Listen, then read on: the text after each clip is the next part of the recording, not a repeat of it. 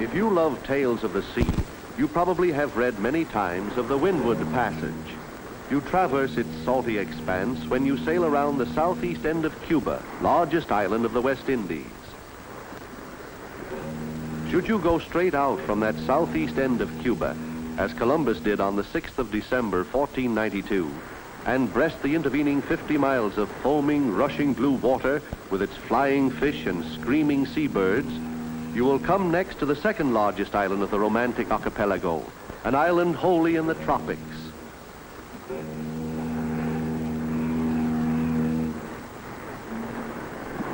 It is a cluster of steep mountain tops arising from broad bases on the ocean floor to make a heavily broken patch of terra firma about the size of our own rugged state of Maine. From the water level, though, the mountains are not very high. Even the tallest is under 9,000 feet. When Columbus saw this particular island, he called it Hispagnola, the Spanish. But the million or so Arawak Indians who were there before him already had a name for it. They called it Haiti, land of mountains. The name still varies, for today it comprises no less than 2 of the republics of the Western Hemisphere. The Dominican Republic occupies perhaps 2/3 of the area. What appears here is Port-au-Prince, capital city of the other, the Republic of Haiti, on the western third of the island. An excellent harbor encourages shipping, and Port-au-Prince has the additional advantage of being on an important air route between North and South America. In Columbus's day, the Indians thought that he came out of the sky in ships that really were great birds. The Spaniards were amused. But today, strangers from afar actually do descend on Haiti from the sky. Port-au-Prince is Haiti's capital in all respects, not only in transportation or in trade. The imposing twin-towered Notre Dame Cathedral there is the spiritual center for most of the citizens. The impressive National Palace, where the president lives, represents political authority. And here, the National School of Medicine is a convenient symbol of higher education in a country where the population is approximately 275 persons to the square mile. That is a density greater than is recorded for any other republic in the Americas. The local marketplace at Port-au-Prince shows a much greater density, but it is merely the gathering spot of small tradesmen who deal principally in perishable foodstuffs for metropolitan consumption. One finds here, in rich volubility, that especial variation of French which is called Creole. The people speak French, but over 90% of the population is of African origin. Haiti is one of the few independent Negro nations in the world. No point in lingering over the marketplace now, though. It's lunchtime, and practically everybody is stopping for a snack and a snooze. It is not especially hot. A breeze almost always blows in from the sea to keep the temperature at an average of 75 degrees to 85 degrees, summer and winter. While the teeming marketplace slows down into its noonday quiet, we are given an opportunity to look into some of the other parts of the towns. Dwellings are not pretentious.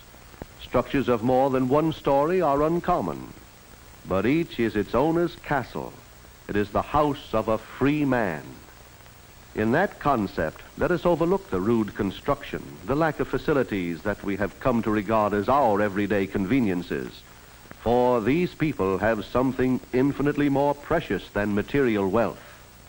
In a world that is battling the last stand of despotism, these citizens of Haiti, like us, are blessed with liberty. Haiti's memories of her upward struggle show most clearly in her popular celebrations. The signs are varied and interesting. They show clearly, with but one exception. Where could an Anglo-Saxon maypole have come from? Your guess is as good as any. But these men with high ceremonial headdresses, how reminiscent they are of processional figures in days of the Spanish conquest. Here are children waiting to join the celebration, purporting to be those Indian aborigines who greeted Columbus. Unhappy people they were. Conquered, enslaved, and worked to their last ounce of energy, those Indians died completely off in 25 years. They died mainly because they had known freedom and could not live without it. Whole centuries were to pass before Haiti would really know freedom again. In 1517, Negro slaves were brought from Africa to repopulate the island. The French took over in 1697, constantly adding more slaves to increase the yield of their large plantations, and by such slave labor, making Haiti extremely rich in trade. These grotesque figures are memories of that century of the plantations. Through the tangle of these survivals comes, too, the powerful racial origin in Africa, the chief factor in the mysterious, smoldering, shuddery voodoo of Haiti. Thus the Haitians obey the eternal human impulse to remember and to drive home to themselves over and over again the outstanding lessons in their turbulent history. Modern things such as automobiles and jazzy saxophones joining in further to confuse the bewildered tourists. Haiti was the second nation of the New World to establish an independent government. January 1, 1804, when this was done, marked not only a birth of independence, but an emancipation from slavery. The greater part of the Republic is situated on two large peninsulas, and that gives a relatively small country an extraordinarily long coastline. It has no less than 14 seaports. Among these is the city second in importance, Cap Haitien. Columbus built a fortress here. But tourists come to Cap Haitien less for Columbus than to visit the nearby village of Millau and the mountain that towers above it.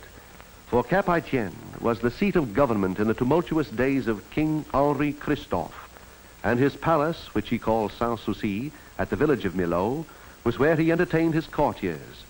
Christophe was one of the black leaders who arose with Toussaint Louverture, freeing their fellow slaves and driving out the French who had ruled them for more than a century. On the trail above the ruins of Sans-Souci, the tourists make their 2½ to 3 hours climb to the 2,600-foot level, where a far more magnificent pile attests the glory that was Christophe's. He was a monarch then, self-crowned king of Haiti. There is the place, the century-old citadel La Ferrière. Christophe built it as a last stronghold should he ever need one. Actually, when he died in 1820, it was by his own hand, stone walls and high inaccessibility of no avail. He feared his enemies, and with reason. Back of each of the 365 windows in his citadel was a cannon aimed at intruders who never came. Yet, if Christophe had vast faults, he had grander virtues. As an administrator, he did much to raise his people. He established schools, built roads, encouraged agriculture. The citadel failed his purpose, no doubt, but it serves another that he did not anticipate. It is a solemn reminder to tourists who clamber thoughtlessly over the moss-covered ramparts that all North America owes a lasting debt to Haiti. It stands for the great change at the opening of the 19th century in Europe's attitude toward the New World, the end of her fond dreams of American conquest. The train of disasters that Christophe and his fellows caused the French persuaded Napoleon that the price of Western Empire was too great. He suddenly decided to sell out, the United States making the Louisiana Purchase from him for $15 million. So perhaps to those who use more than their eyes in looking at Haiti, there is neither stick nor stone nor living thing in all the Republic which does not somehow symbolize the spirit of our own liberty.